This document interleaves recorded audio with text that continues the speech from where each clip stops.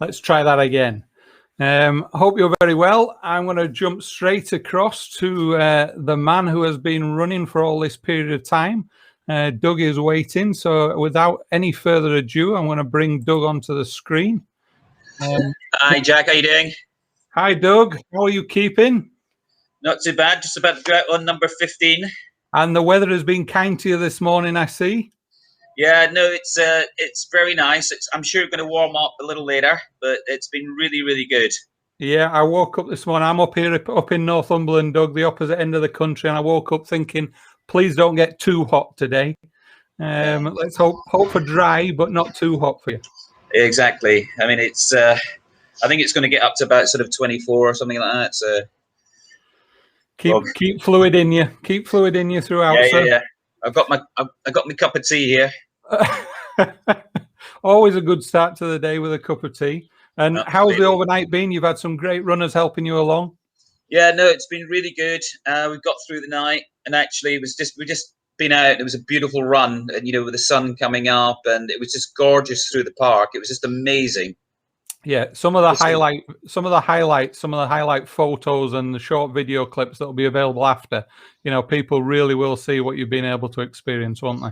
Yeah, no, it's been absolutely amazing, and everybody's been fantastic, and and so generous with their time, and obviously the fundraising's gone incredibly well. It's been overwhelming in terms of how people have got behind it.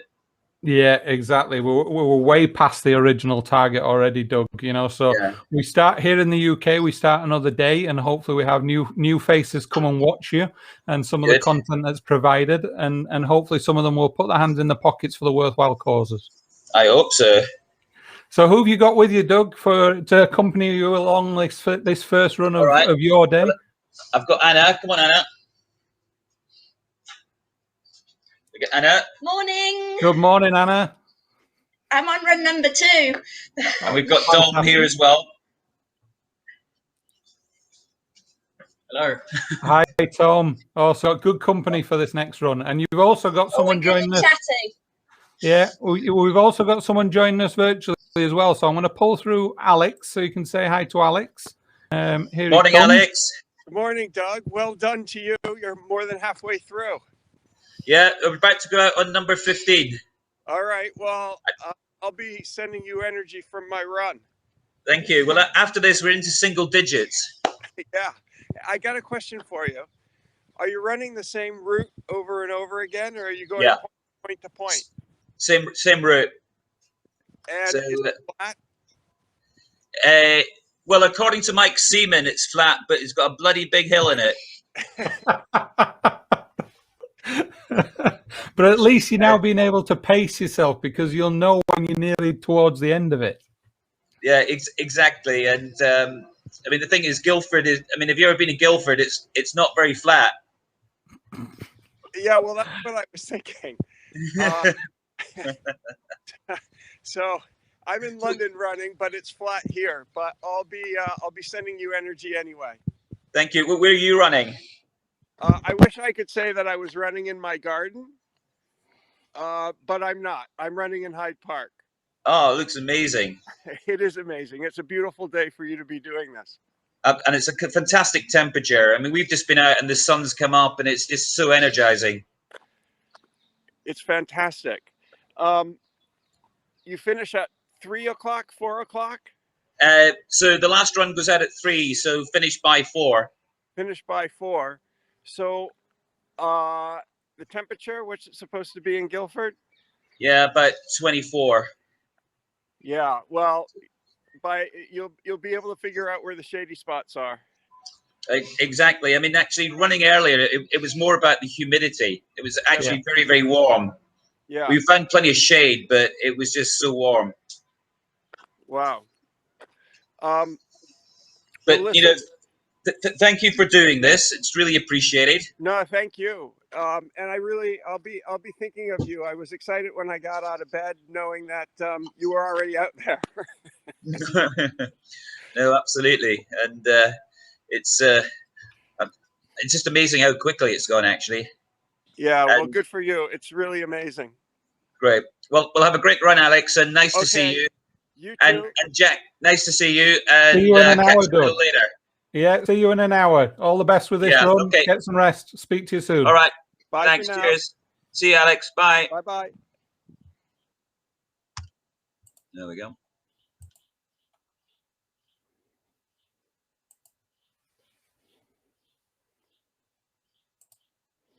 So that gives you an update in terms of Doug's progress. As you can see, he's doing ever so well, and hopefully we'll call back in to see him again very soon. Now, the next people I want to try and bring on is in preparation for our next individual who is joining us. And if I can pull this through, Elad, how are you? Good morning. I'm not running anywhere. And how are you doing this morning, sir? All good. No complaints. Good. Beautiful good morning. Yeah, and the weather across with you at the minute, where you are? I'm near Tel Aviv in Israel. The weather is great and beautiful day, as I said. Beautiful morning. And Good yourself? Yeah, good to hear. It's lovely. You may pick up at times during our talk, the birds are already out. We have quite a number of birds up where we live in the area. Lots of woodland, lots of trees. So they're making their morning calls. So you may hear those tweeting as we're talking. So we'll see how that goes. But Elad, might be worth, to begin with, it might be worth explaining who you are, what you do to people who have joined us. Of course, thank you. So first of all, as you see, my name is Elad Rosanski, based in Israel, the center of Israel. And my experience is more than 10 years in the event industry, focusing before COVID. Everything is before COVID and post-COVID, right? Something like that. So a lot has happened in the last year. So our company, to begin with, was XTAG, which is focusing on on-site solutions. On-site means software, hardware, and services, all in one company. Working, of course, in Israel, market leader. In the last 3 years, working also globally in the United States and also in Europe. Great partnership with companies like Bizabo and others, and did it very successfully before COVID. So the experience is very vast, I think. As you all know, on-site is very, very challenging. You need to know a lot of technology. But also you need to work very hard, to wake up very early in the morning, to have long nights of setting up things and so forth, and being there for your clients with all the hard pressure of the day of the event. And then when COVID hit, we needed to transition quickly because no on-site anymore, no in-person events. So for us, it was crucial to do the pivot very, very quickly. And we did. We developed EVMUX, which is a live editor, probably let's call it a studio for events. Other tools, studios out there, they were before COVID. They are great, but they're not for the event use case. So we developed EVMUX for this specific and unique use case of new virtual events. And when the future is coming now, we are talking about hybrid events. So that's in very quick who we are. And me, myself, I'm the founder of the company. So me, myself, focusing on the marketing part, when I have 2 more partners, one of them focusing on the operations and one of them focusing on the technology. So for today, Elad, you came up with a title for this session. Do you want to explain the title and a little bit, without going into too much detail yet, a little bit about why we came up with that title? Yeah, so I think that what we hear more and more, and what we believe and what our clients believe, is that the future is hybrid. And when people say hybrid, they don't really understand and they don't really know what it is. We are still figuring it out We're in the beginning of the process, I think, as an industry, right? Correct me if I'm wrong. And then we understand more and more that technology is the main thing that will help our clients and the industry to enable creativity and enable them to achieve their dreams and what they would like to do in the events post-COVID. So I think that's why together, you and me, we figured out that this is the best title for our talk, our session. Yeah, I think that's right. I think if I take us back to March 2020, you know, in terms of when we saw our industry, let's say, changing. Let's keep things positive. We'll say we saw our industry changing. And people had to explore what was out there and what was existing, you know, and also where the opportunities were to continue to support our customer base, you know, because they still needed to showcase their product. They still needed to engage with their audience. And there wasn't a plethora of options available to them, were there? And I think that's where companies have looked to diversify, like you said, and look to be able to provide solutions that will still enable those interactions to take place. So the first sort of point that you put together was the challenge of producing hybrid events. So let's explore that then. Let's explore that comment. What do you mean by that, Elad?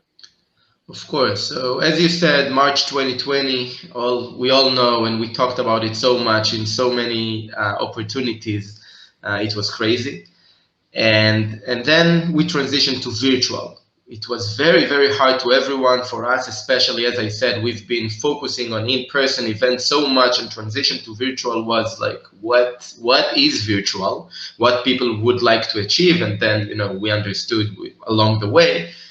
And now we feel that we have the same transition, with the only difference that we had time to prepare for that, because we all knew that it's coming. We don't know still, even in some places, when it's coming, okay? But unlike what happened in March, that it was one day, boom, and you need to transition, now we have some time to prepare, which is, of course, better. And with the challenge with hybrid, and Rachel, our guest, will talk about it as well, and we have a lot of conversations about it, that you would like to do hybrid not as in-person event that you broadcast, okay, which is obvious. Okay, you do in-person events, you have some in-person attendees, you have virtual attendees, you broadcast the in-person event for the virtual audiences. Okay, great. It's not creative at all. It's obvious. And as an industry, we all know event planners, you do want to be creative, and our clients, they demand that, right? Like, they would like us to be creative. They want to shine. They want to be different. They want their brand to be like, wow, and the experience to be wow. And now that's the challenge, like how we make it wow, how we make hybrid experience in a way that in-person attendees engage with virtual attendees or not. Yes, no, a lot of questions. Who should do hybrid event? Is it suitable for any kind of event, or some events should stay in person 100% or virtual 100%? Should we combine them into one event? If we combine them, how we combine them? So as I say, a lot of questions, and one solution for now, for sure, technology is the way to make it happen. Yeah, and I think that fits perfectly in terms of the title, in terms of technology, making sure that you have the right technology to allow for that creativity. You know, because as event planners, our minds can sometimes take us in so many different directions. And the question normally comes to the technical team, can I do this? You know, that's what my head is wanting me to do. This is what I know people will enjoy to experience. Can technology provide me the platform to be able to still do what's in my head? And quite often it's trying to get the balance of what is the best up here that we can provide here, so that everyone is happy. because trust me, sometimes you don't want to go up here in terms of what's being explored as ideas. And that doesn't matter whether it's in-person events or hybrid events or virtual events. Sometimes the mind of an event planner can take you in so many different directions that you need to sometimes be, okay, let's explore how we can make that a reality.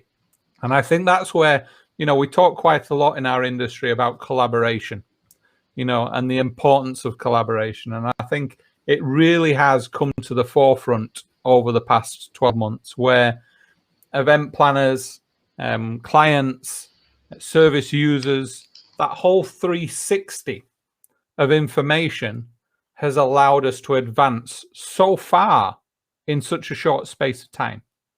Because I don't know what you think about this question, Elad, but someone asked me in terms of how have you found virtual over the past 12 months?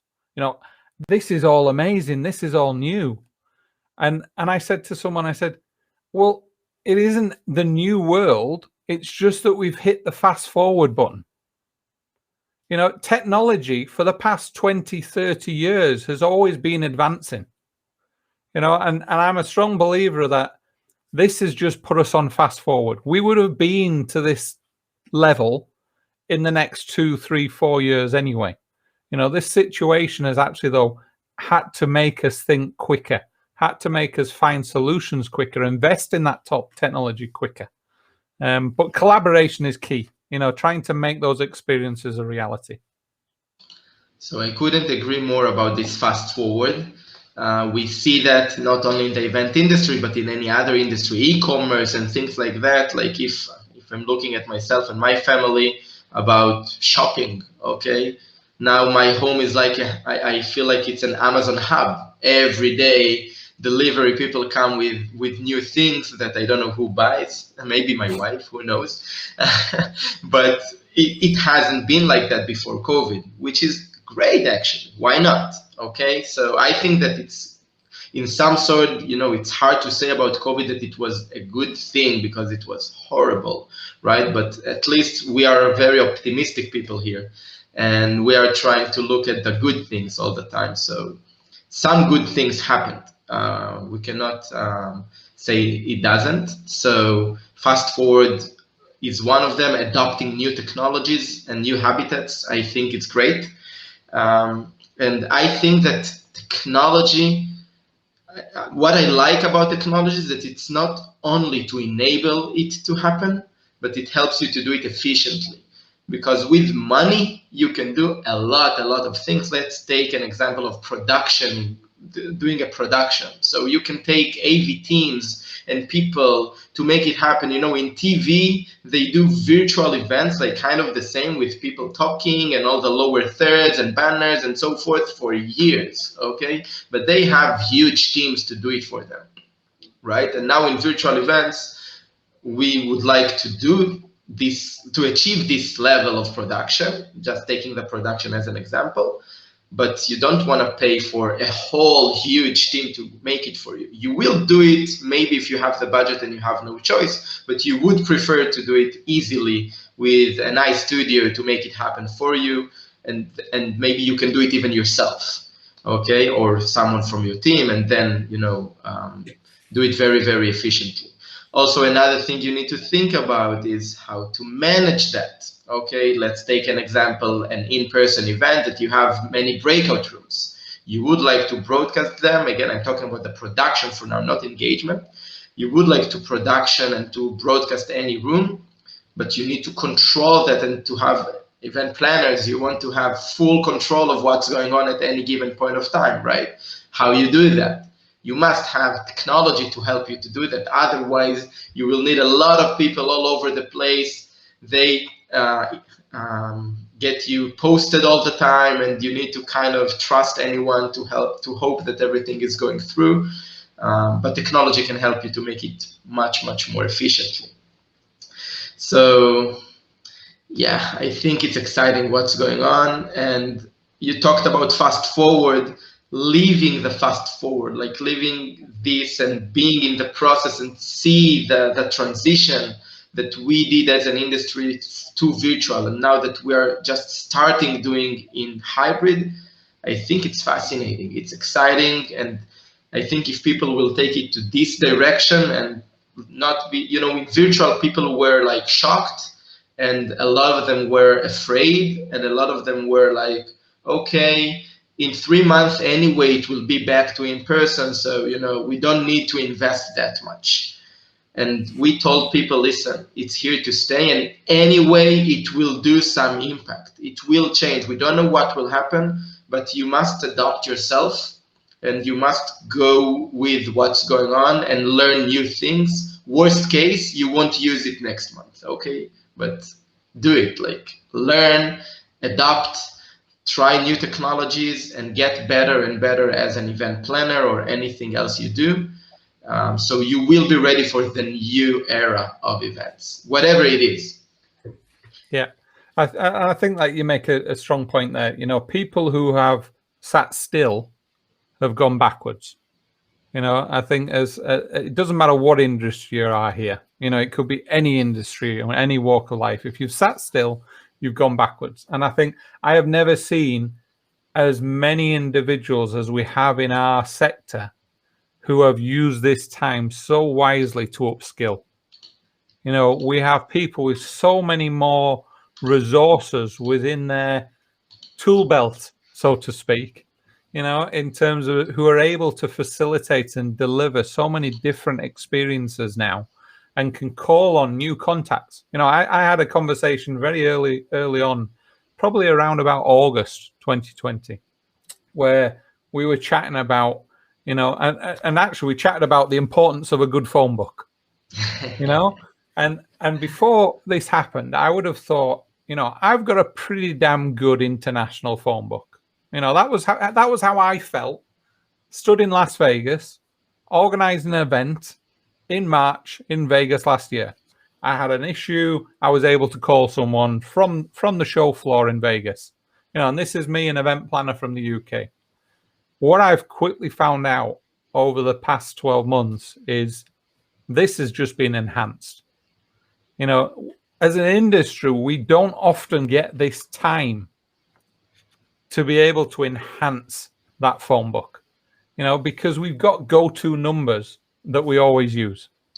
And I think one of the things that I've really embraced during this period is expanding that phone book, not just with names and numbers, but with quality connections, you know, with quality resources that I can now pick up the phone or email and say, I need your advice. I know you're an expert in this area and I'm thinking of doing this. And it's just exploded. And not just within our own countries, across our industry. You know, the gateways to those connections have just exploded. And I don't know how you found that, Elad. Yeah, again, I couldn't agree more. Like the time, first of all, as an industry, we all know that we're always busy, right? Everyone is so busy, which is good. You know, work, the virus, the pandemic taught us that not being busy is the worst, right? So we do want to be busy. It means that we are working. It means we are essential, which is awesome. But as you said, when you are so busy, you cannot focus on other things, okay? And as I said, another good thing about the pandemic is that we had some time to restart in some sort, get new skills, but also get new connections. All of us as an industry, we were in a situation that we are shocked, we don't know what's going on, and we are looking for support from people, right? So it allowed us to be more open to new people coming to us to consult, and for us to go to other people, because if they haven't answered us before because they were so busy or we weren't interesting for them enough to reply to us, now it's not the same. And you know, communities like Go Live Together or Freeman and things like that made some sort of communities in the industry that weren't so popular before, but now we had like one goal together to be back to work and things like that united us. And I think this is great because now, as you said, and a lot of people that I heard, and me myself as well, like, look at you and me, we are talking now. I didn't know you before, okay? So new opportunities, and if you open to that, now my connection, your connections is much more large, and you can get to new people, new opportunities. And again, this is great. And I think for me, it helped me to understand that even though I'm busy, and hopefully I will be busy in the rest of my life, I need to be open for new connections, for new people. And I promise I will. And I hope that when I reach out to people, they will be as open as I am, because it's a win-win at the end of the day. Worst case, nothing will happen. You have someone that you know that you can reach out if you need. So that's great. Yeah. Now, you used a word there in terms of connections, Elad, and I suppose what we should do is just quickly talk about the event that we're involved in today. The charities that have been supported, the money that's been raised so far. I know you did a good job in terms of over the past few days you've been sharing with your connections, the fact that you were taking part with it. I just had a quick look, and we've already smashed the original target in terms of fundraising monies. We're currently at something like just over $28,000 has already been raised. The original target was 24. So, ever so grateful to everyone that has donated, but we don't want them to stop there, do we? It really is about, if you're engaging, if you're watching, if you know people who should be watching, if you can share via your social media platforms now, let people know that it's going to be continuing for another, well, Doug just said, this is his final run before he goes into single digits. So there's plenty more hours to go for Doug in terms of his run every hour. So yeah, please do, everyone, if you're tuned in, try and put your hand in your pocket and support somewhere you don't really understand the impact that small donation can make. Yes. And we have a phrase in Hebrew that with the food comes the appetite. It means that when you have something, you achieved something, it doesn't mean you stop. It means you want more and more and more. And this is the winner attitude that we have. So please, everyone that can donate. As we all know, the industry suffered a lot, and we were very fortunate to do a very quick pivot. A lot of event planners were as well, but there are people in the industry that weren't that fortunate. Also, a lot of people in the industry that they were not lucky by having a profession to function in in-person events only, without the ability to pivot very quickly, just because this is what they do, not because they didn't want. So for those people, we owe them, because we are one industry, and let's help as much as we can. Okay then, so whilst we're pushing people for that, we should also remind them that there is a chat function, so if anyone did want to ask us any questions, we have a load of questions down here already. But yeah, please use the chat function. We'll try and capture as many of those as we can throughout. But we just talked about money, so let's explore the topic of money then, Elad. In terms of technology, how can that help reduce costs? Because there's a lot of fear from people in terms of, but do I have to invest in this, and do I have to pay for this, and how much will it cost for a day using this? How can we, because some things are expensive, that's a reality in life. That's the same with in-person and virtual and the move towards hybrid. But where are some of the areas that you feel people can become wiser at to be able to best utilize their budgets? Sure, great question. And we can talk about money all day long. I'll try to keep it short. So I think that in general, in the event industry, budget is always the topic, right? Like, you have, as a planner, you have a budget, and then you try to make it happen. And in most of the cases, the budget is not enough, and you need to squeeze in some way or another. And now I think that with hybrid, it's going to be even more significant.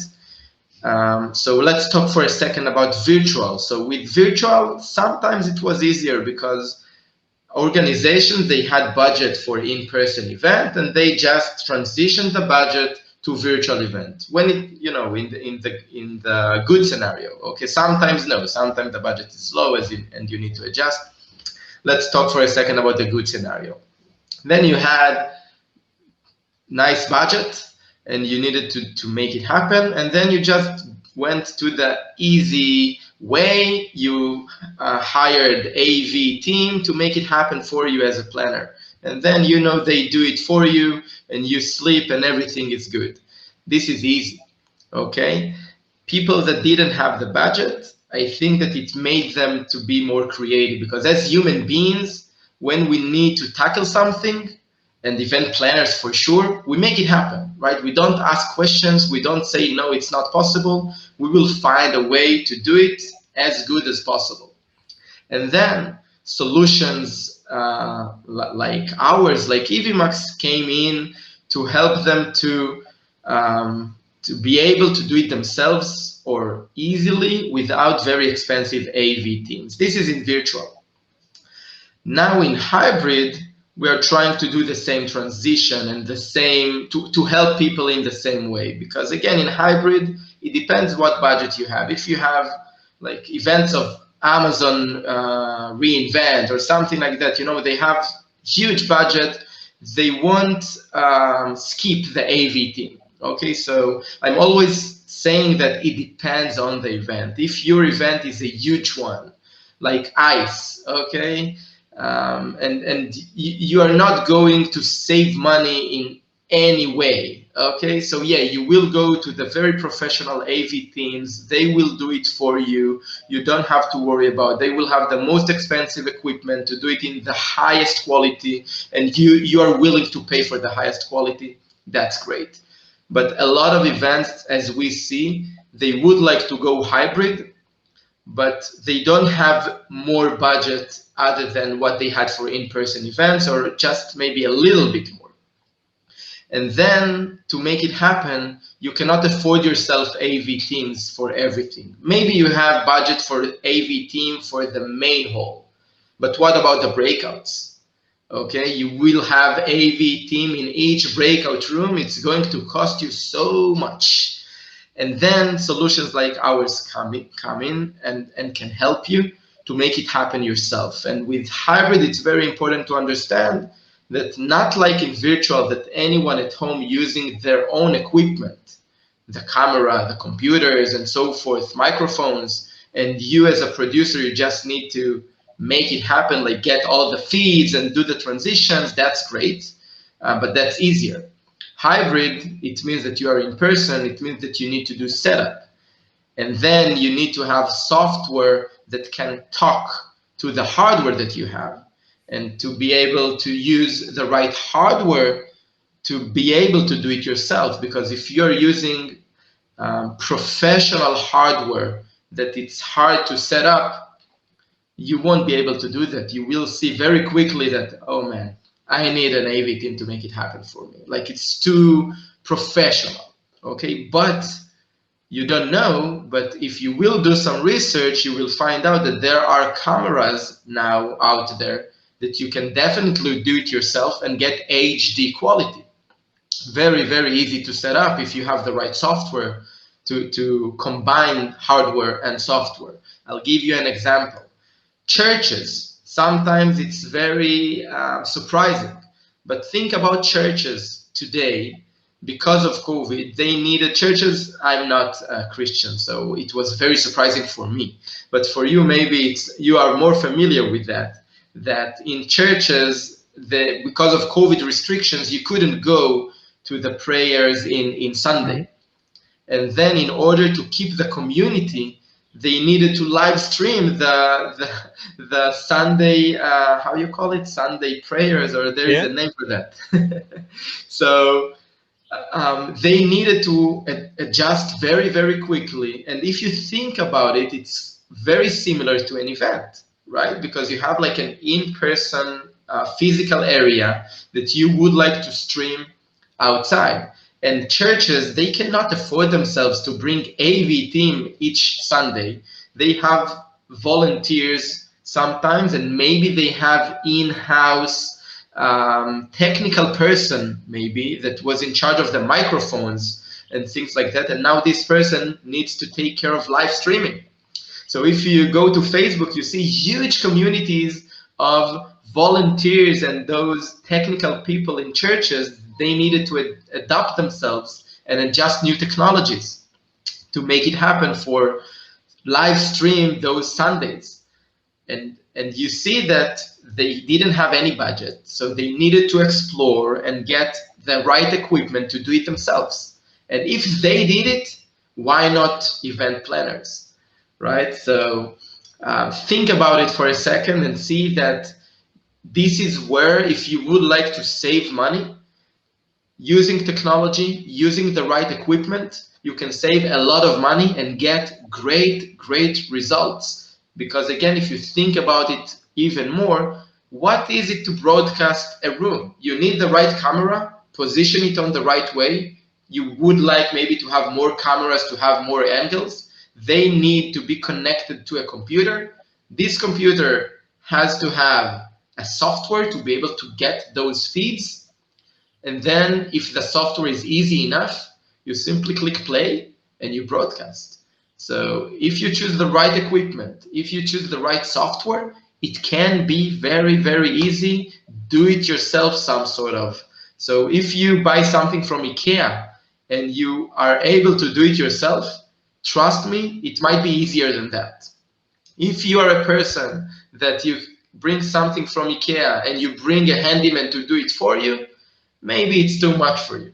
But with the new reality, we figured out that all of us needs to be these handymen sometimes. And it's great, like you just have more skills and more things you need to do. And if we are now in a competition, you know, with other event planners and so forth, if you can come up with an idea like that, maybe you can win the project. And it's not that it's worse than AV teams. It might be even better sometimes, because you also in this software, you have full flexibility and you can manage everything, and you can give your client in their phone to see all the different rooms and what's going on in there that AV team cannot offer you, okay? Because they are very technical on setting up things and they have the best cameras and so forth, but they use the old technology in most of the cases.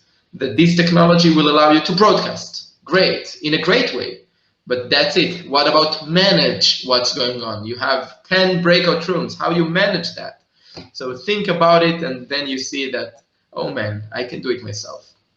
That's great. And I think we go back to the original point that we made towards the beginning, where we talk about upskilling. You know, this has to be one of the areas that people have been considering over the past 12 months. And also, we have a whole new generation of eventers. I can't classify them as eventers. We're an event industry. We're eventers. We've got a whole new industry of tech-savvy, younger eventers coming into the industry. You know, and I'm sat here in the UK, and I've got 3 teenage daughters. You know, whenever there's something that I need to resolve on my phone, I ask one of them. It just comes far more naturally to this new generation that are being brought up with it, instead of us learning it during the process. So whilst we are starting on that next road, I've noticed recently a lot of the big event agencies, event companies, they're now in that process of recruiting again. There's the confidence in the market in terms of what direction they're going. And there's huge opportunity to ensure that you're recruiting the right individuals to enhance your team, to enhance the skill set that you may not have needed previously, but you've realized that the potential of recruiting that sort of individual into the team. So, Elad, what I thought would be quite good to throw in now is you put together a video, one of your good colleagues. I want to give it enough time for people to watch, because I know that there's going to be bits that we want to chat about after. So I thought it'd probably be a worthwhile time to just possibly bring that in now. I mean, how long does this last, Elad, so people are aware? Yeah, so this video from Rachel Ruggieri from Bizabo, Director of Events, My dear friend, we are working together for 2 years. And after COVID, it was like even closer because as the event manager in Bizabo, we were very close and helped each other to achieve the goals of Bizabo. As an event tech leader, they are also producing their own events. So 10 minutes from Rachel, explaining about the future of events from her point of view. And as I said, as a market leader and very experienced event planner herself, I think it's fascinating to hear what she has to say. So let's do that now. We'll take a step off. We'll bring her on, and then we'll come back and engage with the audience in a few minutes' time. Sounds good. Thanks a lot. I'm really excited to be here. Thank you for bringing me with you to talk about hybrid and the creative future that or the creative opportunity that we have in front of us. Of course, hybrid has been at the forefront of every conversation in the industry, right?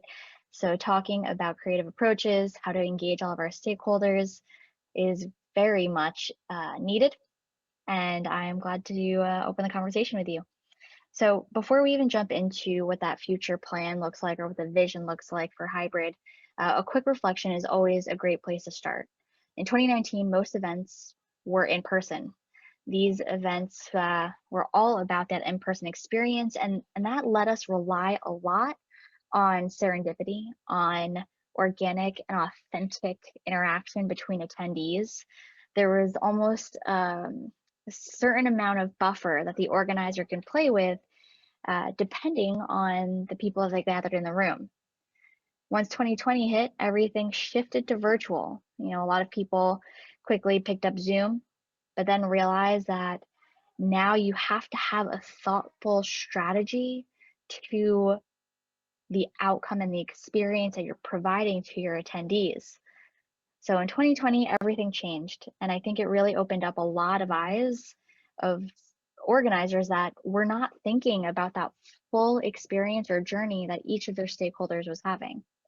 And, you know, one more thing reflecting on the last year, right? The challenges of virtual and how those challenges are still going to apply to a hybrid model. The resources on your team.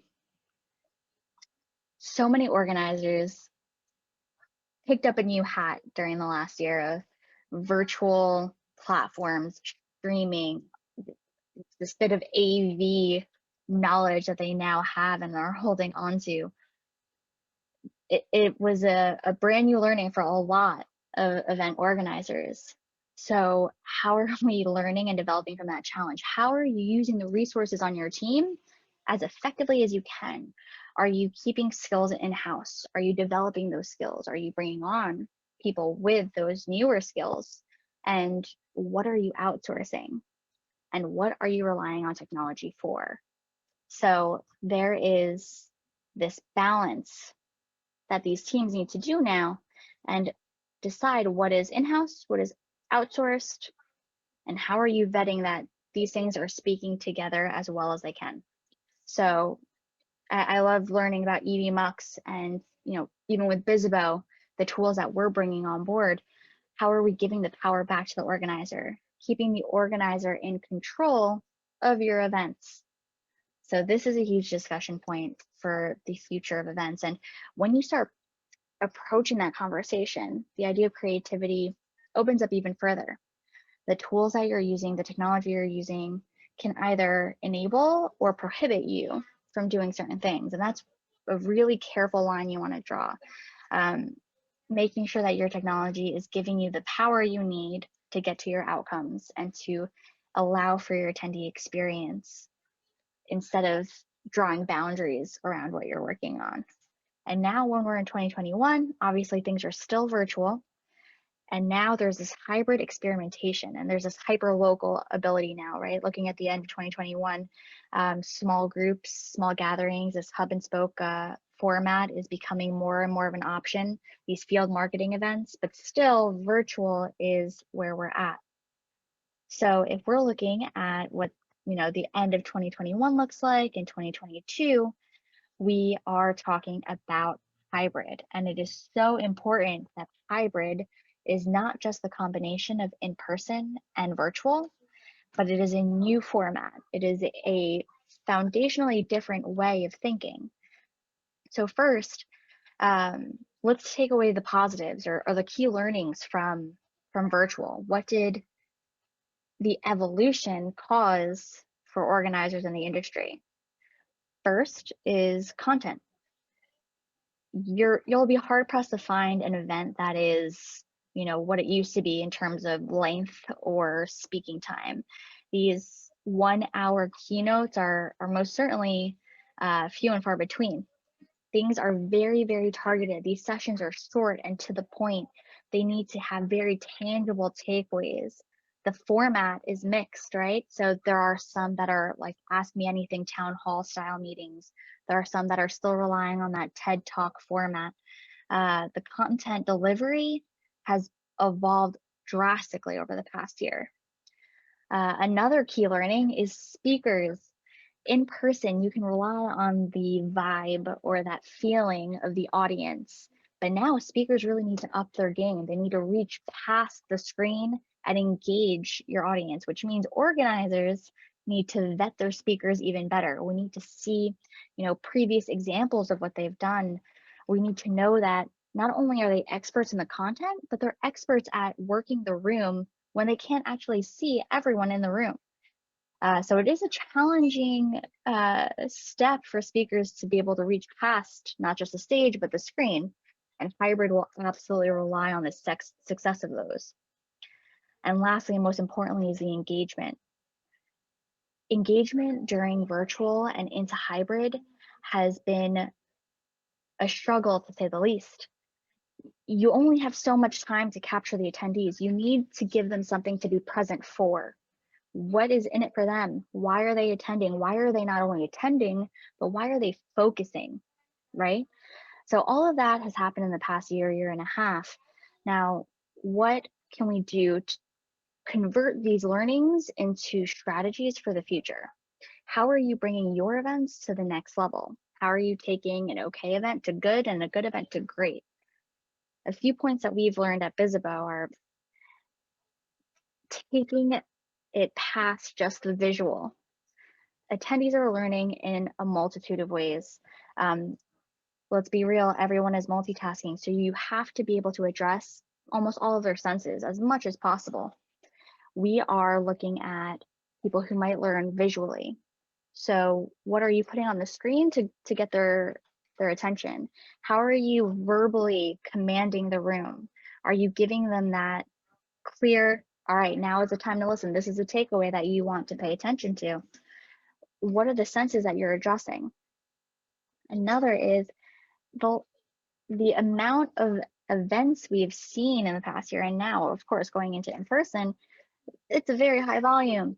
What is the difference between yours and someone else's? What experiences are you weaving together? And the creativity here for hybrid and in-person is really going to set events apart. And the last most important piece is authenticity. That was the one thing that was really difficult for events to convert from in-person to virtual.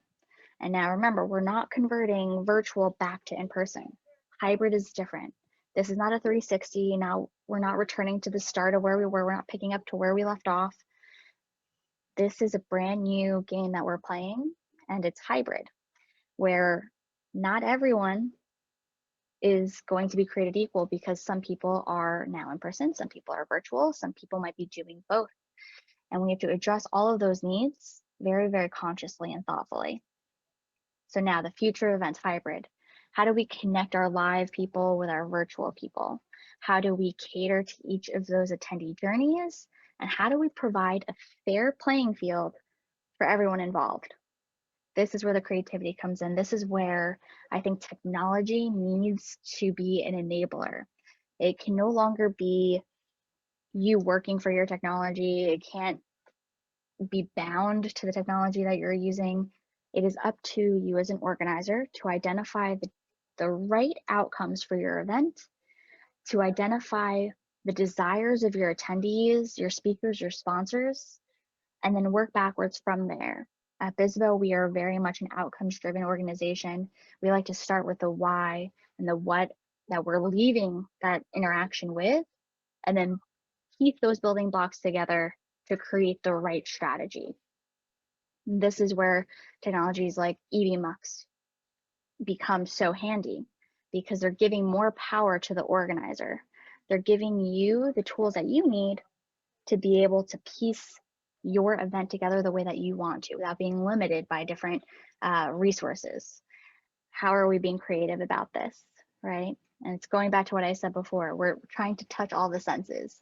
How are we physically interacting with our attendees when we're not physically in front of them? So are you giving them pre-work or prep sheets to prepare them for what they're going to engage with, to get them excited and invested in the events that they will be participating in?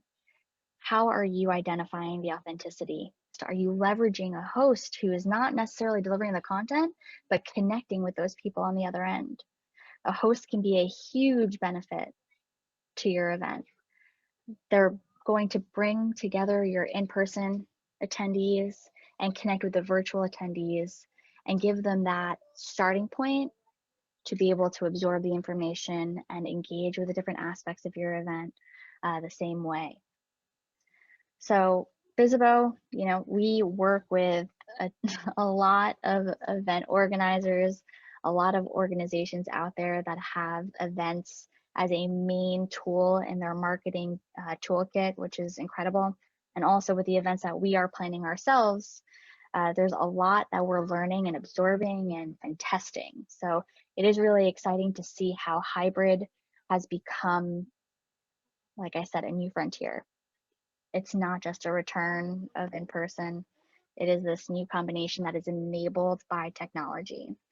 And you'll see by the developments at BISBO that we are very much invested in creating that level playing field, that ability to interact for all of the attendees. Thanks, Elad.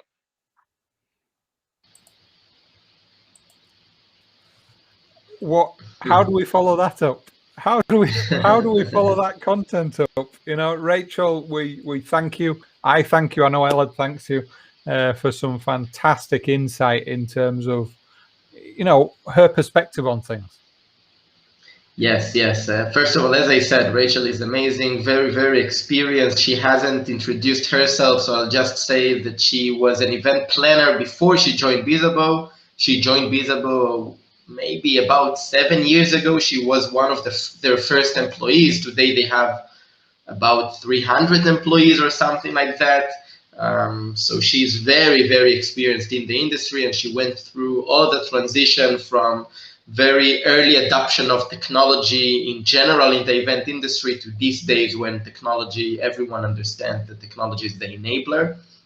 And it was very important for me to bring specifically Rachel, because to show that the technology in the event industry, it has a lot of aspects. We focus on the production part of it, let's say, and BISBO, they are the platform, so they focus on the engagement and experience part of this. And at the end of the day, everything is coming to one thing together.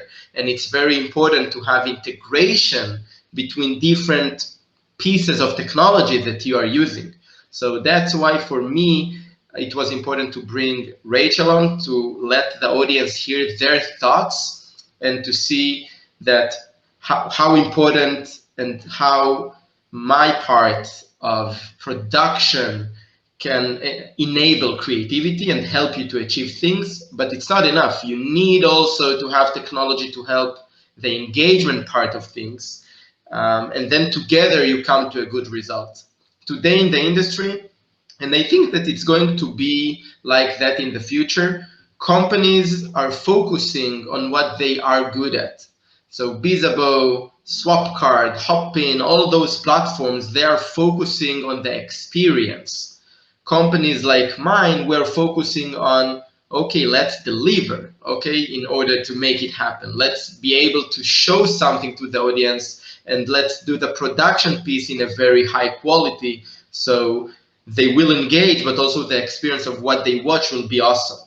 And together you get an awesome result. So it was important for me to show that you cannot count on only one vendor of technology. You need to think of the larger picture and see how you enable, how you take technology, leverage technology to enable creativity, as we said, in different aspects of the event, because it's not only engagement, it's not only production level, it's all, basically. Yeah, and there were a couple of bits that I picked up as well, and one of them fits in nicely with what you just said there in terms of people focusing on their skill set and being experts in their skill set. And Rachel picked up on the who is actually presenting these events. And I think this is a real skilled area that we don't think about enough, because we can stand on a stage in front of an audience, and as she says, we feed off that audience. We feed off the content that's coming through to us. But to be able to deliver that when you're looking at a camera, it's a bit like a comedian going on stage without an audience. True. You know, they haven't got that interaction. Was that joke funny or not? You know, and a master of ceremonies for these virtual events, or to transition, I think the skill set is going to be stretched even further, to transition to a hybrid event where they're engaging with not only the audience, but they're engaging with the secondary audience who are looking through a screen, is so important. And you know, it's funny because it actually transitions into one of the next virtual runners who's coming on with Doug, is Chloe Richardson, and that is her skill set. You know, she is in front of the camera and she's engaging with that virtual audience. So it really is exciting times, exciting transitions. It's exciting making those new connections and making sure you have enough time to ensure you have the right individuals involved. So, you know, Elad, if someone came to you because they thought, oh, it's a tech question, I need to involve Elad in that, you would be honest enough to say, right, we would deliver this part of the jigsaw, but actually these are people who can deliver the other parts if you would like the complete jigsaw to be made. Exactly like that. So for your point about the speakers, I think that, as you said, we talked before about the fast forward, the speakers of these days, they must be able to talk to physical in-person audiences and on the same time to the camera, kind of. Okay, so it was in the TV before and with performers that they knew that they also broadcasted and so forth, but very rarely in virtual events, and of course not in universities and things like that. And today, even in the university, you need to know as a lecturer that you are talking to the virtual audiences, but also to the students in class. So this is a skill set that now you must adopt to yourself for sure. Otherwise, you know, no way that you will be able to be there in the competition and to win the competition in a way that people will invite you to their events. And as Rachel said, she's organizing events, and the first thing that she's looking at is how this person is engaging with in person and with the camera on the same time. And it's very challenging. It's not that I know how to do that. I'm not a professional speaker for sure. So that's for this point. And I think that with what you said, yes, being honest of what you are expert at and be an expert is extremely important. With the world evolving so fast, I think that people appreciate that you say, hey, this is what I know to do. And I know people that can help you to achieve this and that, and together we can provide you the best solution. So again, talking about what we said about having new connections during this era of pandemic and so forth, for me, it helped me to build connections that help me to come to our clients. And if they need advice, if they need something to complete the solution, immediately we can provide them someone that we know how to work with. It's very important when you build a team, when you build a solution to your client, that the different vendors will speak the same language, right? Otherwise they can start, I do that, you don't know that, blah, blah. So I think that it's extremely important to have these connections that I know now. As an example with Rachel, if a client comes to me and they say, hey, I need production 1, 2, 3, 4, and I need also engagement 1, 2, 3, 4, I know what Rachel can provide because I just know them. I know Bizabo so well. So I won't suggest Bizabo if they are not a good fit. And the client, they appreciate my knowledge on that, and they can trust me that I will bring them the right solution. And for me, if it's Bizabo or it's Hopin or it's Swapcard or it's Event or whomever it is, I know the pros and cons of each one of them. And the client, they appreciate that. It's very important to be honest. I'm expert in this and they are expert in that, but know who is expert in what. This skill is very important. Okay, I'm going to push you for some final takeaways then, Elad, as we round up this session before Doug joins us back. What do you want people to go away with? Wow. First of all, I think you should be extremely, extremely happy with the direction that the event industry is taking. First of all, we see more and more in-person events coming up, which is super, super exciting. We are going to meet each other again in person. We all miss it very, very much. So that's one, like, positive. I'm very optimistic with the direction that we're taking. And the second thing is, don't be afraid of technology. I think that we saw that the people that adopted technology early back in March 2020, they were the ones to be very, very successful and get this pandemic time very, very successfully. So learn from that lesson and adopt technology as soon as possible. Don't say hybrid, nah, it's not going to happen that much, people won't do it. Assume that they are going to do it. Worst case, you will have new skill set that you won't use. Okay, so do it, go for it, do the research. I gave you an example of the churches. If they did it, you can do it as well. Try to even see what they did because it's very similar to in-person events, and have this knowledge. So when your clients comes to you and they will ask you about hybrid and what they can do and what they can achieve, you will have the answers. If they won't go for it, at least you earn some points by knowing what to answer. So my takeaway here is, do the research, learn, go to this direction of hybrid, and get better event planners. Perfect. And thanks ever so much for that, sir. It's been a pleasure. It's been a lovely hour. Likewise. I'm sure we could have talked for at least another couple. So we will in person someday, right, in Vegas. Well, that's the plan, isn't it? That is the plan. So I do appreciate that.